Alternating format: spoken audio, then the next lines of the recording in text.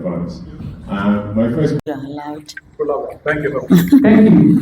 Thank you, David. Yes. That was a nice issue. Thank you, Mr. David. Thank you. So let us enjoy. A much more unique position than probably other panelists here, assuming I know their background. So I actually come from very grassroots communities, even though by ethnicity I'm a South Asian, but I have actually worked with so many different communities, Philippines, Pan-African, Pan-European, and one thing that I have understood is that I call it the 3D problem, why people actually don't participate in politics, be it either fighting as a politician, as a candidate, or going out and vote. And those are distrust, disconnection, and dissonance. Now, distrust is, as you just pointed out, a lot of the times, people who do say that they're going to represent the community, when they go out and they get the power, they don't. Personal profits, agendas takes precedence over community, and by result of which the community loses any trust that they might have had. So then people start asking the question, what's the point?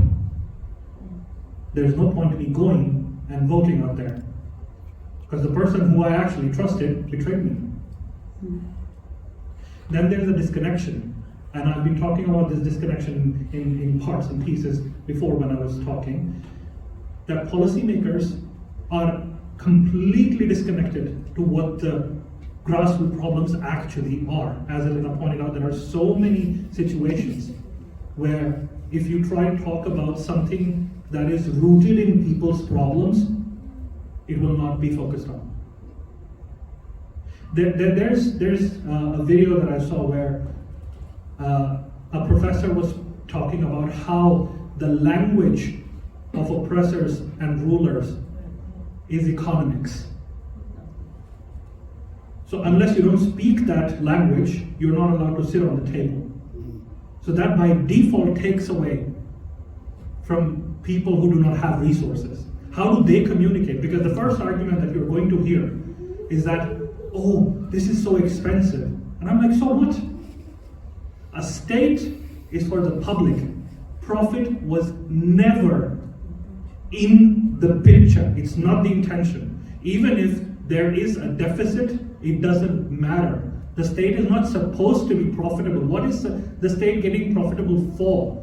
There is no one single stakeholder. The stakeholder is the public. So if you're spending more money for the public, it is as rational and obvious as it gets for me personally. So the moment you see anybody shifting from that, that's where the disconnect, the distrust starts to happen. And the dissonance is when parties like Kokomus, and why I'm specifically taking the party's name is because, correct me if I'm wrong, but what was the joining fee again? About 2,000 euros? So, yeah? 2,000. That's how much it takes for a candidate to join that party. I could do my entire campaign and spare some with that money. That should tell you where the priorities are. When your representative prioritizes privatization and money, you have to understand that that comes out of your pocket, because you are going to pay more money for healthcare, for education.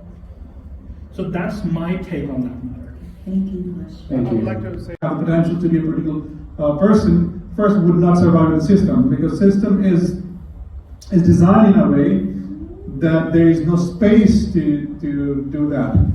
Especially if you talk about an immigrant person. First, being an immigrant, if you talk about ESPO, because we're in ESPO. So imagine we only have 3 councillors, and they do not have much influence over the decision making already. And they are under the magnifying glass also. So each word and action is being monitored or observed by others more than anybody else. And I understand we come from Asian and African democracies where these kind of practices are very common, and I understand the origin of the question, but I don't think there is a space in the system, because if here in this political system, if you being an immigrant or being the prominent person, even say wrong words that could end your career. Actions are the higher level thing. So the flexibility in the system is not a lot, especially if you're an immigrant, to misuse the system, to misuse your powers. Because at this point we're still, struggling to get people on board. And when they get on the decision making, and the bureaucracy, Finnish bureaucracy here is very tidy in a way that doesn't give you a lot of space to do those things, which you mentioned. So my answer is that there's not much space to do that. Thank you. Whether they pursue their own interests, there's a bunch of people who probably pursue their own interests, but also you should check what's like kind of their background influence. In Finland, as well as in other countries, candidates get funding from certain actors, and it's not equal and fair of how the funding gets distributed. For example, the coalition party, which the Prime Minister party, gets a bunch of funding from private organizations, private firms. So I think, if I'm not lying completely, the average amount of money that was used last municipal elections in Helsinki was like average 10,000 euros, which is insane. That's insane, obviously. A bunch of people can't afford that, and it affects the visibility, which is the most important thing to a candidate in elections. Whether you have money to buy like the ad spaces so people get familiar with your face. I think I can pretty confidently say that left alliances, maybe alongside with Greens, the parties that gets the least funding from anywhere, and we also, because left alliance represents people, poor people, the least, people who get social security and whatever. We don't have like huge, rich background forces behind us. Some of us do get union funding though, so we might get from the labor unions something, depending if that's what your labor union does, because not all of them give election support. But that's good to know. So in Finland, during elections, like the candidates are asked to give, make public of what they spent on elections and who gave them that money. Is it from donations? Is it your own money, or did you receive it from somewhere? Not all candidates make it public, and that's a problem. I think we should have like this election funding roof, which would make a max of like how much you can actually spend, because it's also a democracy issue, I think, because it does matter if someone can put like tens of thousands of euros and have their face all around everywhere, and then there's someone who can't really buy any space, ad space, and right now, as you might know, the social media platforms censor certain topics, political topics and political issues heavily. So, as a Left Alliance candidate, where we speak about minority issues, we talk about sexual minorities, we talk about all these type of issues that are censored, like to be blunt, like in Meta, all these social media platforms that are the most popular right now. So even the free platforms where you could get any visibility are compromised right now. So the situation of free speech and democracy is, from our point of view, under a threat right now. Thank you very much. Rather than signing, but anyway, it's a small letter. Coming back to your question, the reason why I smiled is because I couldn't agree more with because I think it's almost an understatement of how she's putting it. I'm sure that she has much stronger views, if I'm allowed to say that on your behalf, Elena. And I would very strongly concur with most likely what she's going to say about that. The problem is not just that they are racist. The problem is that they are openly racist and there's nothing that's being done about it. As a very small example, the shooting by Lamsat, I think if I'm saying the name right, or not the shooting, the stabbing, sorry, that happened in Oulu. Now, as per the judgment that was passed, the person was transferred to an asylum and was deemed mentally unfit for society. A lot of people might say that that's not the right kind of punishment, but I would digress and go on a different tangent if I start discussing that. But what is important here to understand is that the same person was actually involved with a neo-Nazi group. He was caught multiple times, one time with explosives, and he was also known to have prior stabbing events done in the library. So it wasn't the first time where something like this happened by his hands. So it took a long time before this was actually addressed, and then proper necessary steps were taken by the judiciary. Now, why I'm bringing up this example is because despite this thing happening, how many times have you heard the Prime Minister addressing such a crucial event? Not once. In fact, he's gone above and beyond to make statements such as, there is nothing wrong with our healthcare facilities, it's a propaganda. And I'm quoting him. He said that in Finnish, I'm just translating. So it is highly disturbing to see that the leader of a nation is outrightly gaslighting its citizens and telling them incorrect information and facts, and that also deals with how they are making the austerity cuts that are directly aimed at the country's most vulnerable. So the smile that came as a instant recognition and affirmation of the feelings and emotions that Alina might have had while making that statement that yes, I cannot agree more with my fellow candidate. That's the answer. Okay. Thank you, Raj. Three things I would say that things are changing. This parliamentary administration are changing a lot of things. For example, what we said 50 million question application. Look at people who are studying for high school, the same as. I think now a lot of people become depressed, so they cut a lot of money because they are saying that we are saving a lot of money. You know, people they are with taxi payers, realities there. So one thing I'm telling you that SDP is the people of the people. So please, this time I'm asking you, if I elected it, I'm gonna come to people and listen to it. It was the first time I'm just running for as a candidate city council of Espoo. So I hope that everybody will vote in. Thank you so much for listening. Thank you, Raj. Thank you so much. For any representative that goes there, we don't expect an immediate, because these are deeply rooted issues. So we don't want the person, such person, anyone, whichever, we're not expecting a magic.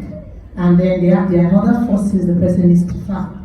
Not fight in that fight sense, but then decision making and all those things. So change takes time. So we really have to give grace. And then when there's representation, and we have more representation, I think it's easier when we have 3-4 people pushing the same agenda than having just a solo person there. So we just need to give grace and know that, because some change effect comes after. Even if another person is voted, it might be the person writing on what the previous person has done, the foundation that has been laid. Okay, so I'll just... Thank you, Oma. Thank you so much. Basic thing here is to understand that one can exploit its position in the council. You have to understand the job of the councillor. Majority, mainly job of the councillor is just voting or decision making. If they need to, file a motion or run a motion to it, then they need to do lobby. Then it's not just one person's job. They need to have a whole group involved. So there is no space for the personal gain until and unless they are on certain boards that are very influential, and then and they're all in cahoot and doing those things, which is rare. I'm not saying that it's not happening, but especially from an immigrant point of view, it's quite not possible at this next 10 years, because our representation is already 1 or 2 in each council. So the answer is no. No, thank you very much. Can we just have some words from the... And it's illegal to be racist against somebody in Finland. So you can be prosecuted for that. Yes, every society all over the world. There's a xenophobia, there's a discrimination, even among the tribe, the same color. It happened all over the world. Finland is not an exception. So I will disagree with my panel, with my colleague here to say, no, racism is not something on your face. I spent a couple of years when I was in South Africa. Everybody knew about the apartheid government. I spent about 13 years in that country, and I understand what is called discrimination and racism. So Finland is total exception for that. It's not something that's in your face. I work with Finnish people. I've experienced what you are talking about, but I understand. I call some of them cowards. I say no. Even to my boss, I said to him, if you do this, I'm going to personally report you because it's not something that is allowed. And back off. To me, we have to take a stand. If somebody discriminates or do something that you think is wrong towards you, don't keep quiet. Stand up and confront the person. And what I love about this community, they don't like confrontation. They don't like it, they just push it aside. So when it comes to racism, I disagree on that the country have a lot of racism. It's there, but it's not in your face. But it's something that can be improved. It's something because it's new to them. A lot of people, a lot of foreigners. It's not that easy to fully accept everyone. We have to find a way to tolerate one another. And as time goes on, they will accept us for who we are. We should accept them for who they are. And that is the only way we can cohabitate together. Thank you. Thank you, Daniel. Explain that liberty. And the moment they come to this system, they say, whoa, I'm in a free world. They misbehave. They take advantage of the system and they lose it. And the indigenous children that I work with, in the next couple of months, it's going to start happening. We call them legalize here. Every summer, they destroy things. They are born 2 month holiday, they destroy all schools. It's something that I deal with every summer. Even my home tools, they destroy it. One has to pay, the parent has to pay about 75,000. Can you imagine that? 75,000 euro in last summer. This happens every time. It's so heartbreaking. And sometimes, time is gone. Okay, when they send these children to me sometimes to deal with them, because to do community work, I don't really give them so much work. I talk to them. I say, I don't want you to come back here anymore. You are wasting your time. The time you're supposed to spend to study, to plan for your future, now you have to come and do the community work. Some of them come to become ashamed because now I have to throw them in the midst of their peers to say, okay, go and pick trash there, go and do this, go and do this. And then they start to, I said, no. If you don't do this, I'm going to call the authority and they're going to do another. So what I'm simply saying is like, the system is one of the points that my party have. Is that teacher teach. The government needs to give power back to the parents. Even in one of these value connecting that we feel recently, the thing became there. It was indicated that should they bring discipline and what? If you feel the value connect is there. Discipline and order. Discipline and order. I said 1000% agree. Where there's no order, there's orderliness. Where there's no discipline, there's a problem. Yeah. And because they've removed power from the parents, they've removed power from the teacher, the children just do whatever they like. So let's bring order back to school. Let's give power to the parents. Let us be able to just code our children. Thank you, Daniel. Thank you.